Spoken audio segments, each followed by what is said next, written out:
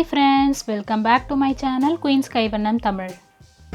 இன்னைக்கு நம்ம ஒரு vlog மாதிரி தான் பார்க்க போறோம். இன்னைக்கு பாத்தீங்கன்னா Wednesday ஈவினிங் போல நான் என்ன மாதிரி வேலை எல்லாம் வந்து பிளான் பண்ணி வச்சிருக்கேன் அப்படின்ற மாதிரி ஒரு vlog-ஆ எடுத்துர்க்கேன். வாங்க இப்ப வீடியோக்குள்ள போகலாம்.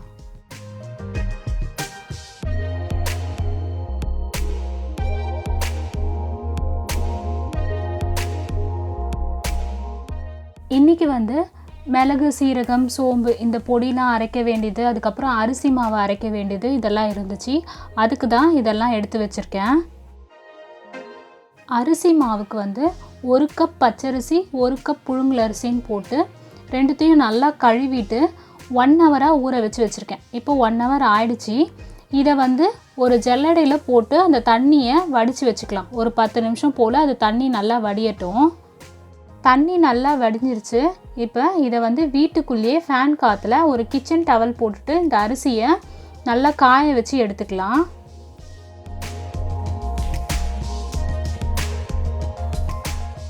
அந்த அரிசி காயறதுக்குள்ள அடுத்ததா நான் மிளகு சீரகம்லாம் பொடி பண்ணனும்னு வெச்சிருக்கேன் இல்லையா அத வந்து பண்ணிக்கலாம் இது பாத்தீங்கன்னா மிளகு சீரகம் சோம்பு இத வந்து தனித்தனியா வச்சிருக்கேன் இது எல்லாமே தனித்தனியா பொடி பண்ணி நான் பாக்ஸ்ல ஸ்டோர் பண்ணி எடுத்து வச்சுப்பேன் இது வந்து என்னன்னா ஒரு வாட்டி வறுத்துட்டு பொடி பண்ணி எடுத்து வச்சுப்பேன் இது பாத்தீங்கன்னா வறுக்கும்போது நல்லா வாசனையாவும் இருக்கும் அந்த பொடி அதே மாதிரி பாத்தீங்கன்னா மிக்ஸில நல்லா ஃபைனா பொடி பண்ண முடியும் நம்மளால வறுத்துட்டு பொடி பண்ணும்போது ஃபர்ஸ்ட் சோம்பு சேர்த்து வறுத்துக்கறேன் அது நல்லா வாசனை வர அளவுக்கு நல்லா வறுத்துட்டு அந்த பிளேட்லயே போட்டு நல்லா ஆற வச்சிடலாம் அதே மாதிரி சீரகத்தையும் நல்லா ட்ரை ரோஸ்ட் பண்ணி எடுத்துக்கலாம் நம்ம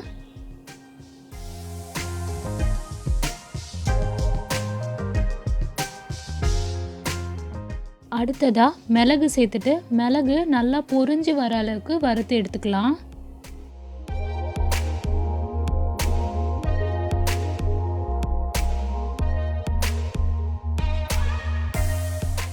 இப்போ பாத்தீங்கன்னா அரிசி மிளகு சீரகம் இது எல்லாமே ஃபேன் காத்துல ஆறறதுக்காக வச்சிருக்கேன் இது பாத்தீங்கன்னா மிளகு சீரகமும் அந்த சூடு போக இருக்கணும் அதே மாதிரி அரிசியும் நல்லா காஞ்சு வரணும் மிக்ஸில அரைக்க போறோம் அப்படின்றதனால மிக்ஸி ஜாரையும் நல்லா ஈரம் போக தொடச்சி வச்சிருக்கேன் அதே மாதிரி நம்ம அரைச்ச உடனே ஸ்டோர் பண்ணி எடுத்து வைக்கிற பாக்ஸ்ங்களையும் நல்லா கழுவிட்டு தொடச்சிட்டு காய வச்சிருக்கேன் நான் வந்து அந்த பாக்ஸ்ங்கள்ல திருப்பி நான் வந்து அரைச்சி ஸ்டோர் பண்ணிட்டே இருக்க மாட்டேன் எந்த பாக்ஸ்லாம் தீருதோ அதெல்லாம் வந்து வாஷ் பண்ணிட்டு இந்த மாதிரி நல்லா காய வச்சிட்டு அதுக்கு அப்புறம் தான் நான் வந்து அதல ஸ்டோர் பண்ணி வெச்சுப்பேன் மிளகு சீரகம் சோம்பு இது மூணுத்தையுமே தனித்தனியா அரைச்சிட்டு வந்தாச்சு இத திருப்பியும் வந்து நான் பிளேட்ல போட்டு ஆற வச்சிருக்கேன் இது ஆறனோனே அந்த பாக்ஸ்ல போட்டு ஸ்டோர் பண்ணி எடுத்து வச்சிரறேன் அரிசியும் நல்லா காஞ்சிருச்சு இத வந்து பாதியா சேர்த்து அரைச்சி எடுத்துட்டு வந்துட்டேன் பாதி அரைச்சி எடுத்துட்டு வந்துட்டேன் இது பாத்தீங்கன்னா எந்த மாதிரி காஞ்சி இருக்கணும்னு பாத்தீங்க அப்படினா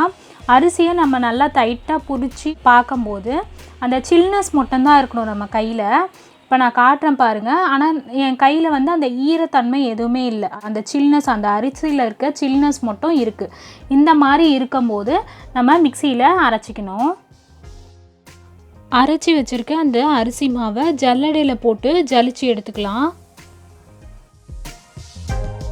இது பாத்தீங்கன்னா நல்லா மாவா இருக்கு ஜலிச்சது அந்த ஜல்லடையில இருக்க மாவு பாத்தீங்கன்னா கொஞ்சம் ரவரவையா இருக்கு இத வந்து வேஸ்ட் பண்ணாம நம்ம அடுத்த வாட்டி அரைக்க போற அரிசி கூடயே சேர்த்து இத அரைச்சிக்கலாம்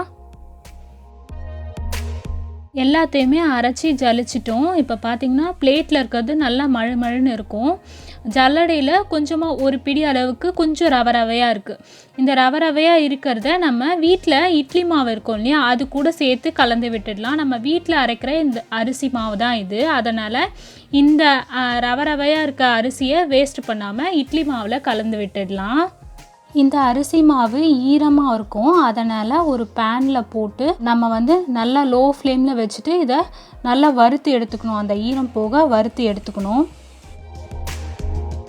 இந்த அரிசி மாவு பாத்தீங்கன்னா ஈர அரிசி அப்படின்றதனால இத நல்லா இந்த மாதிரி வறுத்துட்டு ஒரு பிளேட்டில் போட்டு ஆற வச்சுட்டு திருப்பியும் இதை ஒரு வாட்டி ஜலிச்சுட்டு பாக்ஸில் போட்டு ஸ்டோர் பண்ணி எடுத்து வைக்கணும். இது எதுக்காக நான் இந்த அரிசி மாவை இந்த மாதிரி ப்ரிப்பேர் பண்ணுறேன்னு பார்த்தீங்கன்னா, இதில் இடியாப்பம் பண்ணோம் அப்படின்னா நல்லா சூப்பராக வரும். அதே மாதிரி புட்டு பண்ணாலும் நல்லா வரும். அதுக்கப்புறம் பார்த்திங்கன்னா நம்ம வீட்டில் வந்து கோதுமை தோசை மைதா தோசைலாம் சுடுவோம் இல்லையா, அதுக்கு வந்து கொஞ்சம் அரிசி மாவை சேர்த்துப்போம். அதுக்கும் இதை சேர்த்து பச்சரிசி போட்டு சேர்த்து நம்ம வந்து சுடுறதுக்கு யூஸ்ஃபுல்லாக இருக்கும். அதே மாதிரி வீட்டில் எதனா ஸ்நாக்ஸ் செய்கிறதுக்கு அரிசி மாவு எதனா யூஸ் பண்ணுவோம் இல்லையா, அதுக்கும் யூஸ்ஃபுல்லாக இருக்கும். அதுக்காக தான் நான் இந்த அரிசி மாவை ப்ரிப்பேர் பண்ணி வச்சுக்கிறேன். எல்லாமே ரெடி பண்ணி பாக்ஸில் ஸ்டோர் பண்ணிட்டோம்.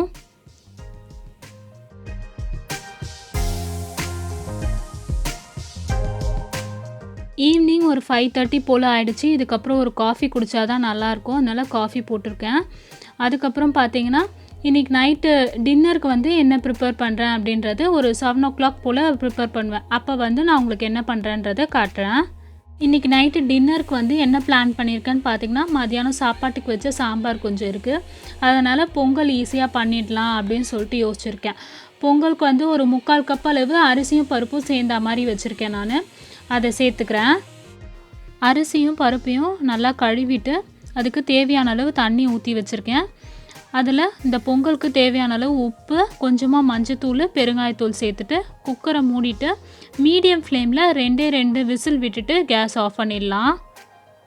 பொங்கலுக்கு விசில் வந்துட்டு ஸ்டீம் அடங்கிடுச்சு. இப்போ தாளிச்சிக்கலாம். ஒரு கடாய் வச்சுட்டு எண்ணெயும் நெய்யும் கலந்து ஊற்றிருக்கேன். நான் வந்து மிளகு சீரகம் 1 பாதியமாக தட்டி சேர்த்துப்பேன். அதனால் தட்டி சேர்த்துக்கிறேன். சேர்த்துட்டு அது கூடயே கொஞ்சமாக முந்திரி, அதுக்கப்புறம் இஞ்சி, கருவேப்பிலை, கடைசியாக கொஞ்சமாக பெருங்காயத்தூள் இதெல்லாம் சேர்த்து நல்லா பொரிஞ்ச உடனே நம்ம வேக வச்சு வச்சுருக்க பொங்கலில் சேர்த்துக்கலாம். இதை சேர்த்து நல்லா கலந்துக்கலாம்.